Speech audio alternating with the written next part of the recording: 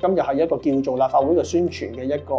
節目啦，一個活動啦。咁我哋咧就係跟翻呢一個嘅政府規定咧，就係要講翻其他候選人嘅姓名嘅，就包括係1號嘅新社聯嘅譚振國啦，2號工聯會嘅曾勁聰。3號咧就係獨立候選人申浩傑啦，4號咧就係呢一個嘅廖志聰新民黨嘅，咁最後咧就係5號民建聯嘅呢個姚明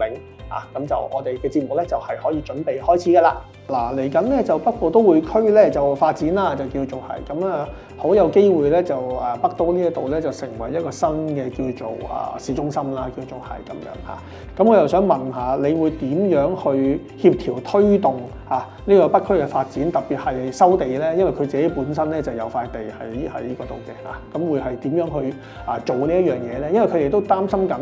講北部都會區發展都講咗好幾年啦，咁佢哋都停咗好幾年啦咁會唔會係由你上咗場之後啦，有機會咁樣之後係會令到呢一個進程係會加快少少咧？我諗即係就住北部都會區嘅發展要加快咧，呢一個都係政府同埋喺社會上咧一個普遍嘅共識嚟㗎啦。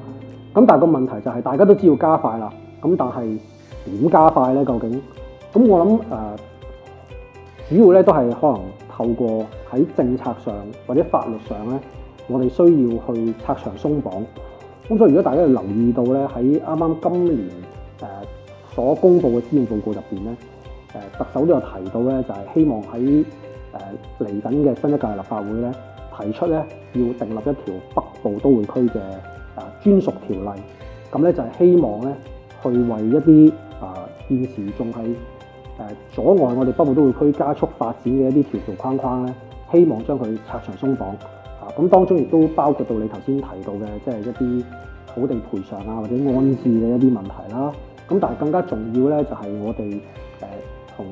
兩地之間嗰個發展，其實依家咧有好多問題嘅，即係例如資金流人流物流等等咧，好多咧都唔係完全暢通嘅。而且我哋去發展嘅時候咧，咁過去嘅模式咧就係咧要特別訂立一條法例，咁咧就係賦予一個法定嘅園區咧一啲嘅權力，咁讓佢咧可以加速嗰個發展。咁但係依家其實係咪可以用一條條例？因為你講整個北部都會區咧，唔係講緊一個園區，係有好多個片區嘅。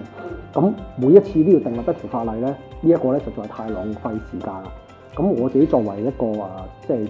做咗律師20年嘅人啦，咁亦都過去係做好多同土地發展有關嘅一啲嘅法律啦。咁我相信喺呢方面咧，我都可以提供到咧一啲我個人嘅專業意見俾到政府，希望咧呢條例咧可以更加完善，可以加速到北部都會區嘅發展之餘咧，亦可以平衡到咧即係我哋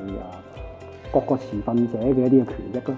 即係一條主體嘅法例，咁咧就去解決呢一個一籃子嘅呢個北部都會區發展嘅問題有啲年輕人就想問嘅，即係就啱啱結婚啦，或者係未有細路仔咁樣啦，或者有啲打算想結婚嘅年輕人咁樣啦。咁佢哋就覺得啦，無論係北都發展啦，或者呢個立法會選舉各方面嘅咧，佢哋都係冇乜關係對佢哋嚟講。你哋邊個當選都冇乜所謂，關我鬼事咩？係咪？都唔會有啲咩着數俾到我㗎啦咁樣。咁其實呢一班咧係一班叫做有少少被遺忘者，即係佢哋又唔係呢一個嘅受惠於呢一個嘅福利制度嘅人啦，佢亦都唔係一個最主要嘅納稅人，亦都唔係呢一個嘅經濟裡面嘅一個主要嘅持份者，亦都唔係一個叫做地主嘅階級咁樣。咁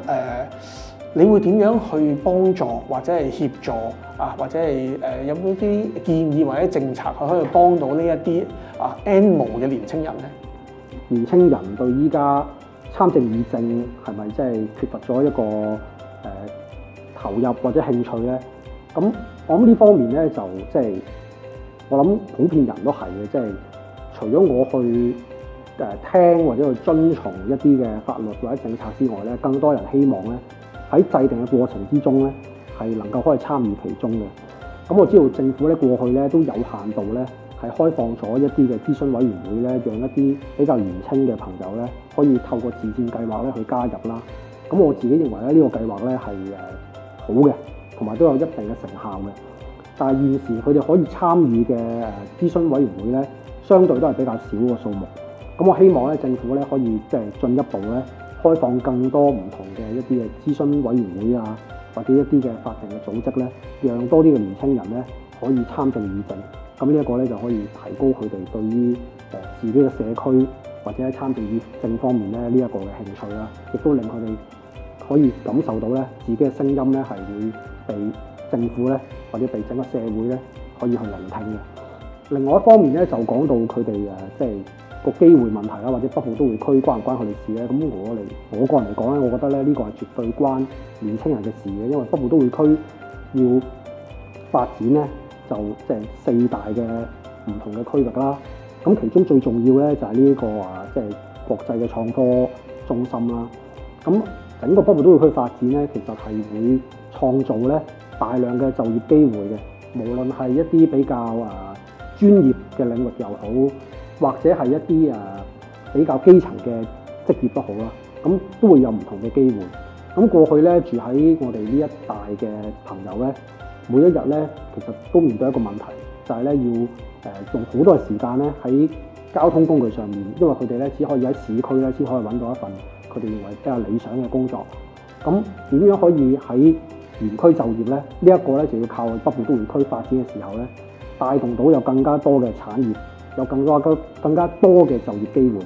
咁我覺得咧，未來喺呢一區嘅青年人咧，佢嘅機會咧係比我哋任何一代咧都多嘅。咁所以咧，點樣去加快呢個北部都會區嘅發展，讓更加多嘅產業可以快啲咧進駐我哋呢個區，我覺得係最重要。咁呢個亦都係我希望可以推動到嘅事情。